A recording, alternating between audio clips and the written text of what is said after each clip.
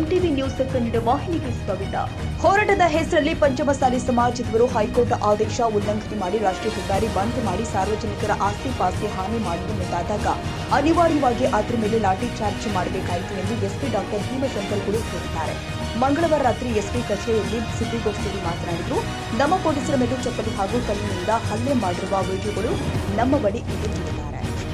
ಈ ಮಾನ್ಯ ಉಚ್ಚ ನ್ಯಾಯಾಲಯದ ನಿರ್ದೇಶನಗಳನ್ನ ಮೀರಿ ಅವರು ಬಂದ್ಬಿಟ್ಟು ರಾಷ್ಟ್ರೀಯ ಹೆದ್ದಾರಿ ಮೇಲೆ ಕೂತ್ಕೊಂಡ್ರು.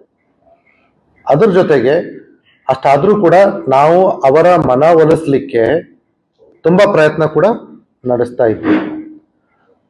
ಅವರು ಕೂಡ ಅವರಿಗೆ ತುಂಬ ಹೇಳಿದ್ರು. ಯಾವಾಗ ಅದು ಆಗ್ಲಿಲ್ವೋ ನಾವು ಅವ್ರನ್ನ ಬಲವಂತವಾಗಿ ಅಲ್ಲಿಂದ ಮಾಡಬೇಕಾದ ಪ್ರಮೇಯ ಬಂದಿತ್ತು. ಅವರಿಗೆ ಅಷ್ಟಾದರೂ ಕೂಡ ಮನವೊಲಿಸಲಿಕ್ಕೆ ನಾವು ಮಾಡ್ತಾ ಇದ್ವಿ. ಈ ಮಧ್ಯದಲ್ಲಿ ತಾವುಗಳು ಕೂಡ ಅಲ್ಲಿದ್ರಿ, ನೋಡಿದ್ರಿ, ಹಲವಾರು ಬ್ಯಾರಿಕೇಡ್ಗಳನ್ನ ಅವರು ಮುರಿದು ಹಾಕಿದ್ರು. ತದನಂತರ ಅಚಾನಕ್ಕಾಗಿ ಕಲ್ಲು ತೂರಾಟ, ಭಾರಿ ಕಲ್ಲು ತೂರಾಟ ಮತ್ತೆ ಚಪ್ಪಲಿ ತೂರಾಟ ಶುರು ಆಯ್ತು. ನಮ್ಮ ಹತ್ರ ವಿಡಿಯೋಗಳಿದ್ದಾವೆ, ತಾವುಗಳು ಕೂಡ ಅಲ್ಲಿದ್ರಿ, ತಾವು ನೋಡ್ಬೋದು ಈ ವಿಡಿಯೋಗಳಲ್ಲಿ ಯಾವ ರೀತಿ ಅವರು ಕಾನೂನನ್ನ ಕೈಗೆತ್ತಿಕೊಂಡು ಕಾನೂನನ್ನ ಮುರಿದು, ಜೊತೆಗೆ ಮಾನ್ಯ ಉಚ್ಚ ನ್ಯಾಯಾಲಯದ ಆದೇಶವನ್ನ ಕಡೆಗಣನೆ ಮಾಡಿ ಈ ಕಲ್ ತೂರಾಟ ನಡೆಸಿದ್ರು ಅಂತ.